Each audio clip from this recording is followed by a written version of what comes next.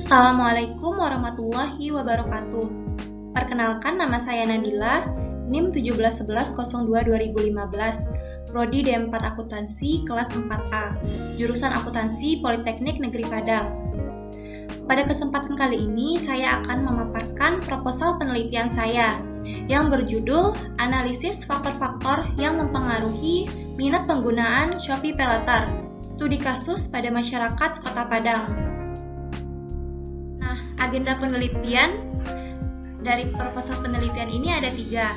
1. Pendahuluan, teori, 3. Metode penelitian.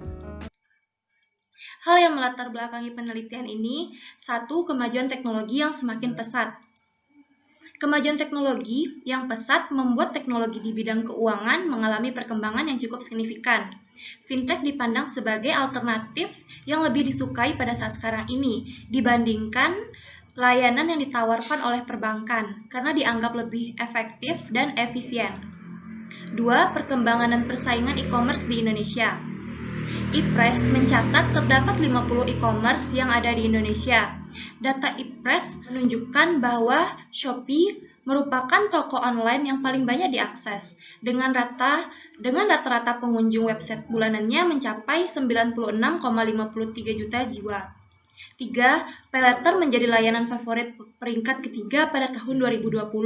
Menurut laporan Fintech Report 2019 yang dirilis DS Research menyatakan bahwa PayLater menempati peringkat ketiga dengan persentase 56,7% jadi layanan favorit setelah dompet digital dan aplikasi investasi. 4. Shopee PayLater paling banyak digunakan tahun 2020. Fitur PayLater yang terdapat pada Shopee ini menjadi fitur PayLater yang paling banyak digunakan pada tahun 2020. Berdasarkan riset yang dilakukan Daily Social, persentase pengguna Shopee PayLater adalah 54,3%. Hal ini lebih tinggi 3,8% dibandingkan fitur PayLater Gojek yang menempati posisi kedua.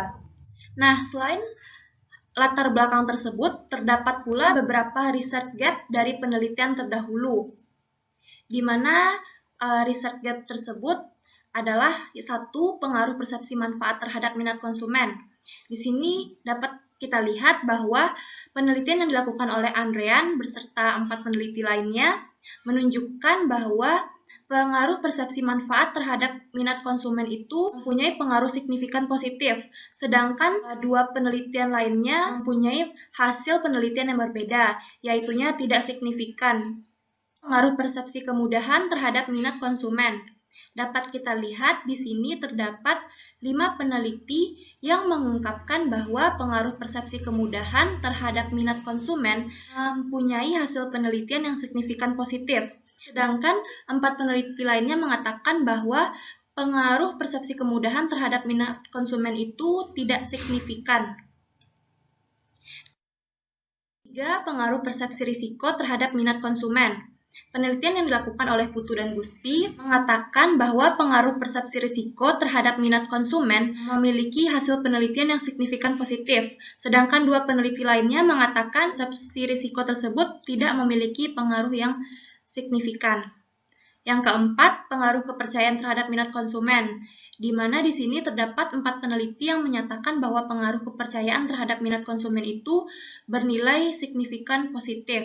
Sedangkan 2 peneliti lainnya menyatakan bahwa pengaruh kepercayaan terhadap minat konsumen itu tidak signifikan.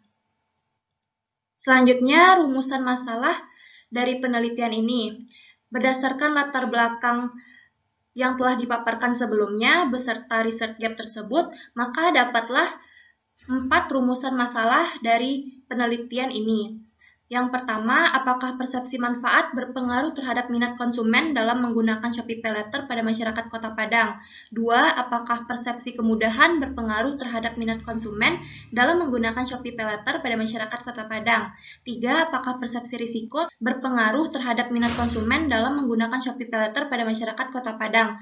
4. Apakah kepercayaan berpengaruh terhadap minat konsumen dalam menggunakan Shopee PayLater pada masyarakat Kota Padang? Tujuan dari penelitian ini adalah untuk menganalisis apakah persepsi manfaat, persepsi kemudahan penggunaan, persepsi risiko, dan Pengaruh kepercayaan berpengaruh terhadap minat menggunakan Shopee PayLater pada masyarakat Kota Padang. Manfaat dari penelitian ini yang pertama yaitunya bagi masyarakat, pengguna, dan calon pengguna. Diharapkan penelitian ini mampu memberikan informasi yang tepat tentang Shopee PayLater dan informasi tersebut dapat digunakan untuk mengambil keputusan yang tepat. 2. Bagi pemerintah. Diharapkan dapat memberikan bahan evaluasi bagi pemerintah untuk mengambil kebijakan di masa yang akan datang. 3. Bagi perusahaan. Diharapkan dapat memberikan gambaran analisis perilaku konsumen dan dapat mengambil sikap guna meningkatkan penggunaan sistem pembayaran Shopee PayLater di kalangan masyarakat. 4. Bagi peneliti selanjutnya. Diharapkan penelitian ini mampu menjadi referensi bagi peneliti selanjutnya dan bisa dikembangkan menjadi lebih sempurna. Landasan teori pada penelitian ini. Terdapat beberapa teori yang melandasi dari penelitian ini. Yang pertama yaitu TAM atau Teknologi Acceptance Model. Yang mana TAM ini dikemukakan oleh Davis pada tahun 1989 yang menyatakan bahwa teori ini sebagai landasan untuk mempelajari dan memahami perilaku pemakai dalam menerima dan menggunakan sistem informasi. TAM ini ditentukan oleh dua keyakinan yaitu persepsi manfaat atau perceived usefulness dan juga persepsi kemudahan penggunaan atau perceived ease of use, di mana persepsi manfaat kaitannya dengan Shopee PayLater, yaitunya memberikan manfaat kepada masyarakat yang tidak memiliki akses perbankan. Dengan pinjaman online dari Shopee PayLater ini, diharapkan masyarakat masih bisa berbelanja di e-commerce Shopee walaupun tidak mempunyai uang tunai ataupun kartu debit ataupun kredit. Perceived ease of use atau kemudahan penggunaan. Kaitannya dengan Shopee PayLater ini adalah sangat mudah karena Shopee PayLater itu terdapat pada aplikasi Shopee. Selanjutnya perceived risk. Perceived risk diperkenalkan oleh Bauer pada tahun 1960. Persepsi risiko ini merupakan suatu pemikiran tentang risiko yang mungkin akan dialami oleh seseorang yang diakibatkan oleh suatu ketidakpastian penggunaan produk atau jasa. Selanjutnya kepercayaan. Kepercayaan adalah kesediaan untuk bergantung kepada pihak lain yang dipercaya. Selanjutnya ada minat menggunakan. Minat adalah bagian dari komponen perilaku. Nah, berikut ini merupakan tabel ringkasan hasil penelitian terdahulu yang dapat dilihat pada slide berikut ini.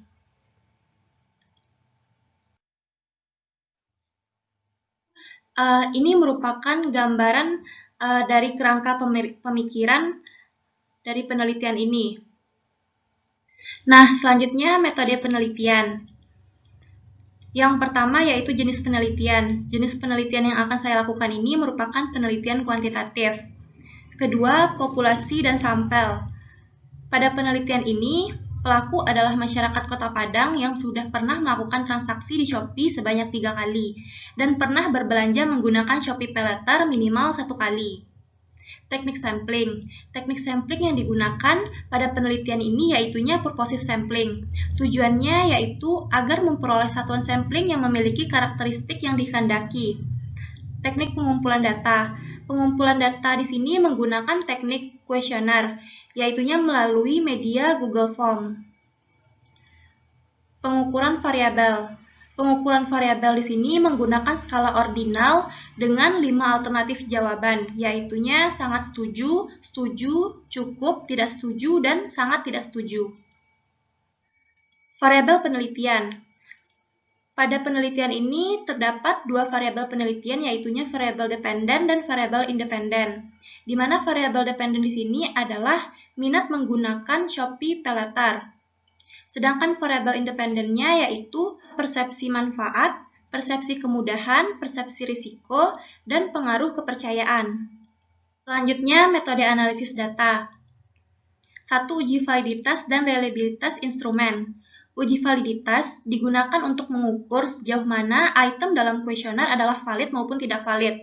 Syarat minimum suatu item dianggap valid jika hasil uji validitasnya sebesar 0,30 atau lebih. Selanjutnya yaitu uji reliabilitas, merupakan alat yang ditujukan untuk memastikan bahwa instrumen memiliki konsistensi sebagai alat ukur dan dikatakan handal apabila hasil pengukurannya tetap konsisten dari waktu ke waktu. Pengukuran uji ini menggunakan statistik Cronbach's alpha. Dikatakan reliable jika Cronbach's alpha-nya besar dari 0,60. Selanjutnya, metode analisis data, yaitunya untuk uji hipotesis. Uji hipotesis, hipotesis itu sendiri merupakan jawaban sementara terhadap rumusan masalah dalam penelitian. Oleh karena itu, hipotesis harus diuji untuk mengetahui kebenarannya. Uji hipotesis yang akan dilakukan pada penelitian ini ada 4. Yang pertama, analisis linear berganda. Tujuannya yaitu untuk menguji hipotesis yang telah diajukan untuk mengolah dan membahas data yang diperoleh. 2. Uji simultan atau uji F. Tujuannya untuk membuktikan kebenaran hipotesis dan mengetahui sejauh mana variabel bebas yang digunakan mampu menjelaskan variabel terikatnya. 3. Uji parsial atau uji T. Tujuannya untuk mengetahui pengaruh variabel independen secara parsial atau terpisah terhadap variabel dependennya. 4. Koefisien determinasi atau R2. Untuk mengetahui kesesuaian atau ketepatan hubungan antara variabel independen dan dependen dalam suatu persamaan regresi.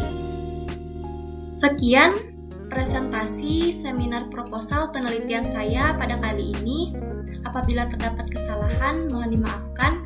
Wabillahi taufiq wal hidayah. Wassalamualaikum warahmatullahi wabarakatuh.